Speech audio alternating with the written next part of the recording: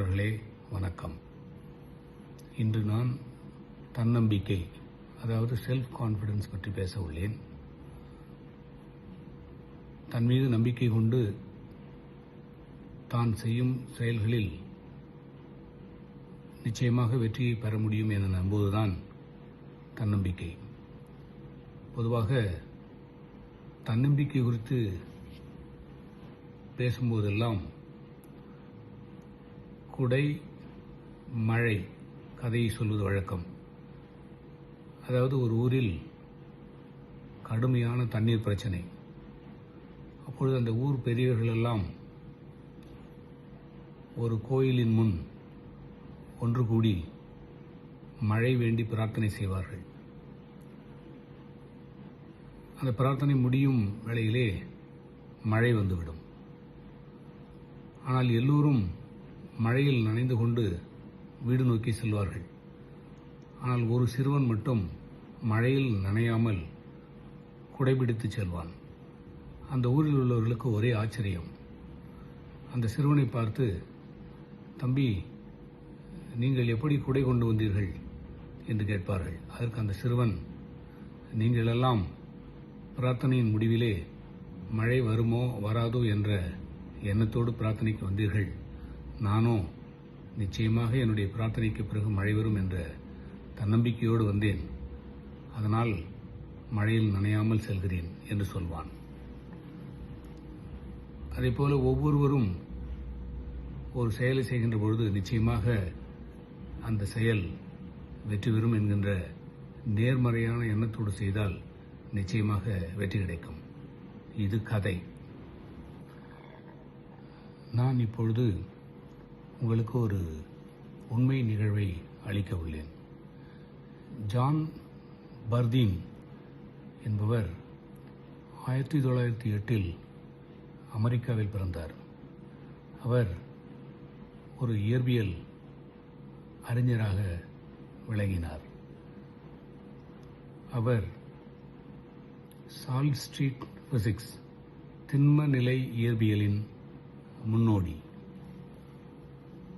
அவர் 1947 point contact transistor என்பதை கண்டறிந்தார்.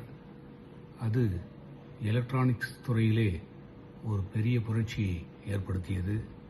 இதற்காக அவர் 1956 நோபல் பரிசை வென்றார். அந்த நோபல் பரிசை பெறுவதற்காக அவர் சென்றபொழுது தன்னுடைய 3 குழந்தைகளையும் வீட்டில் விட்டுவிட்டு தன்னுடைய மனைவி ஜேனுடன் சென்றார். அப்பொழுது நோபல் குழுவினர், நீங்கள் இந்த பரிசை பெற வந்திருக்கிறீர்கள், உங்கள் குடும்பத்தோடு வந்திருக்கலாமே என கேட்கின்றனர். அப்பொழுது ஜான் பர்தீன் அவர்கள் மிகுந்த தன்னம்பிக்கையோடு, நான் 2வது நோபல் பரிசை பெறுகின்ற பொழுது என்னுடைய குடும்பத்தோடு வருகிறேன் என கூறிவிட்டு வந்துவிட்டார். எவ்வளவு பெரிய தன்னம்பிக்கை, எவ்வளவு தைரியம் அவருக்கு இருந்திருக்க வேண்டும். ஒரு முறை நோபல் பரிசை வெல்வதே கடினம். உதாரணமாக, இந்தியாவில் 95 ஆண்டுகளுக்கு முன் சர் சி வி ராமன் அவர்கள் இந்தியாவிலேயே ஆராய்ச்சி செய்து அறிவியலில் நோபல் பட்டத்தை பெற்றவர். அவருக்கு பின் இதுவரையில் எவரும் அறிவியலில் இந்தியாவிலேயே ஆராய்ச்சி செய்து நோபல் பரிசை பெறவில்லை. இப்பொழுது தெரியும் உங்களுக்கு அந்த நோபல் பரிசு எவ்வளவு பெரிய பரிசு என்று.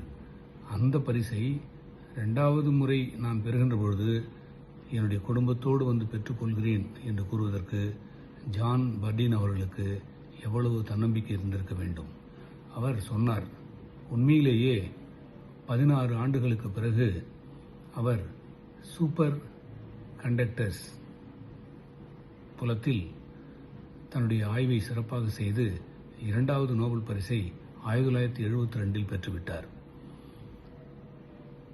அந்த நோபல் பரிசை வாங்க செல்கின்ற பொழுது தன்னுடைய 3 குழந்தைகள் மற்றும் அவருடைய மனைவியோடு சென்றார். அங்கிருந்து நோபல் குழுவினர் ஆச்சரியத்தோடு பார்த்தார்கள்.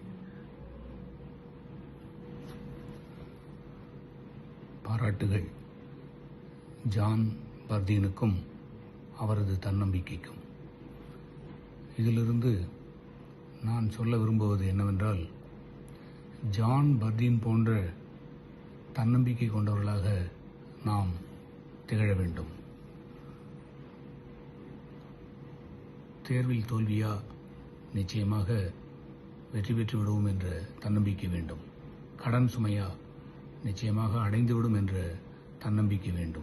போட்டித் தேர்வா, வென்றுவிடலாம் என்ற தன்னம்பிக்கை வேண்டும். பாடம் புரியவில்லையா, நிச்சயமாக புரிந்துவிடும் என்ற தன்னம்பிக்கை வேண்டும். தேர்தலில் வெற்றி பெறவில்லையா, வெற்றி பெற்று விடலாம் என்ற தன்னம்பிக்கை வேண்டும். உடல்நலம் சரியில்லையா, நிச்சயமாக உடல்நலம் சரியாகிவிடும் என்ற தன்னம்பிக்கை வேண்டும். தன்னம்பிக்கையே நல்ல சேர்க்கை. நன்றி.